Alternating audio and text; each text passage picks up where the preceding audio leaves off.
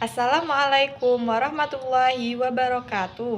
Perkenalkan, saya Nanda Farisya Nadira dengan NIM 201230077 kelas 4J Program Studi Pendidikan Agama Islam Fakultas Tarbiyah dan Keguruan Universitas Islam Negeri Sultan Taha Saifuddin Jambi.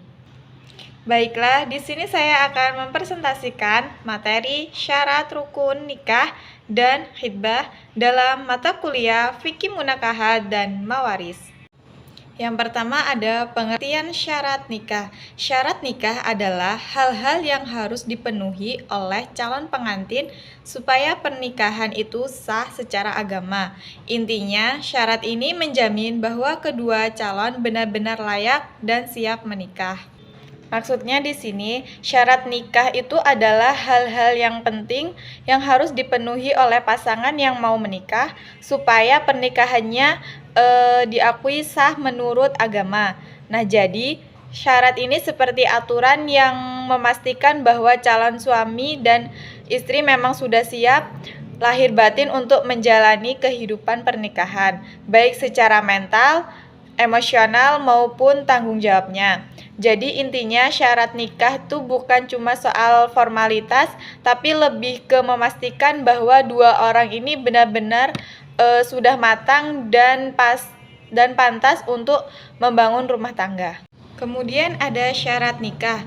Syarat nikah itu ada beberapa. Yang pertama yaitu syarat calon suami, yang kedua syarat calon istri, yang ketiga syarat ijab kabul, yang keempat syarat wali, dan yang terakhir itu syarat saksi.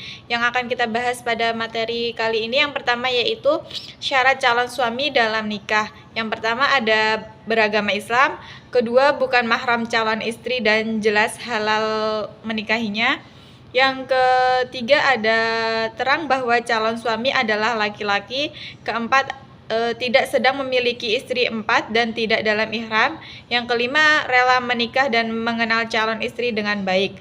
Kemudian syarat calon istri dalam menikah yang pertama beragama Islam, kedua tidak bersuami dan tidak dalam masa iddah.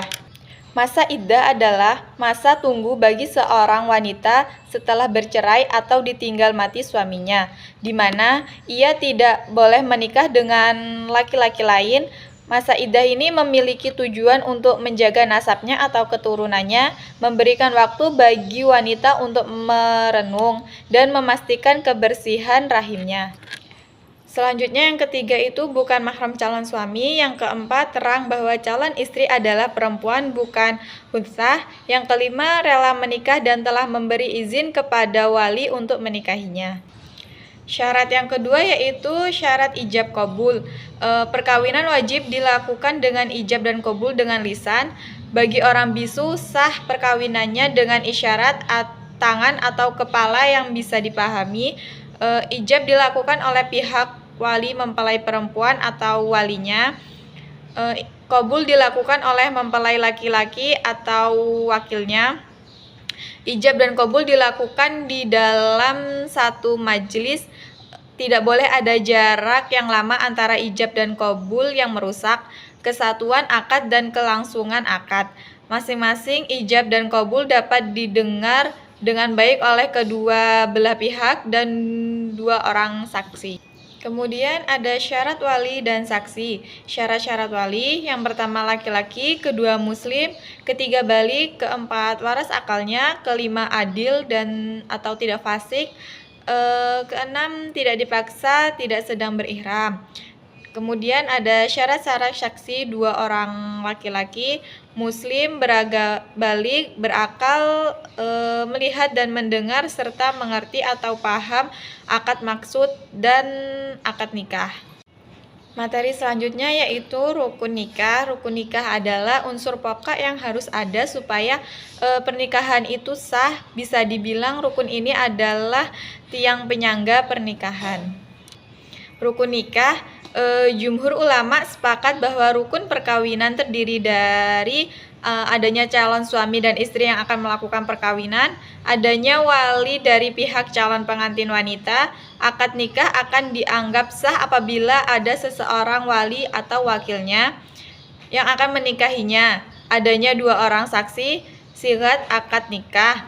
Nah, kemudian Imam Malik itu mengatakan bahwa rukun nikah itu ada 5 macam. Yang pertama wali dari pihak perempuan, kedua mahar atau mas kawinnya, yang ketiga calon pengantin laki-laki tidak sedang ihram, yang keempat mempelai wanita tidak sedang ihram atau tidak sedang dalam masa iddah, yang terakhir itu sighat atau ijab dan qabul.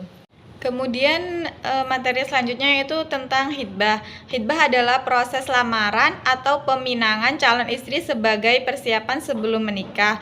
Tujuan hitbah ini adalah mengetahui kerelaan pihak perempuan dan menunjukkan keseriusan pihak dari laki-laki. Syarat hitbah dilakukan kepada perempuan yang masih lajang atau janda yang telah selesai masa iddah.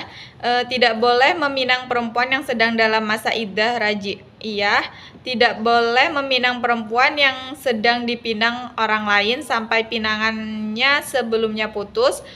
Calon suami dan calon istri tidak memiliki hubungan mahram. Calon suami harus serius dan memenuhi syarat syariat Islam. Nah, itu tadi beberapa penjelasan dari saya. Yang terakhir yaitu ada kesimpulan. Jadi pernikahan dalam Islam memiliki syarat dan rukun yang harus dipenuhi, mulai dari kesiapan mempelai pria dan wanita, kehadiran wali dan saksi, hingga ijab dan qabul yang sah.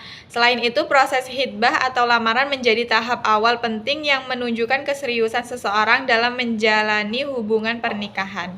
Mungkin itu saja penjelasan dari saya. Sebelum saya tutup presentasi pada hari ini, saya ada sebuah pantun. Mentari pagi menyapa bumi, burung berkicau riang di dahang. Terima kasih atas waktu dan hati, semoga ilmu jadi bekal perjalanan. Bye-bye.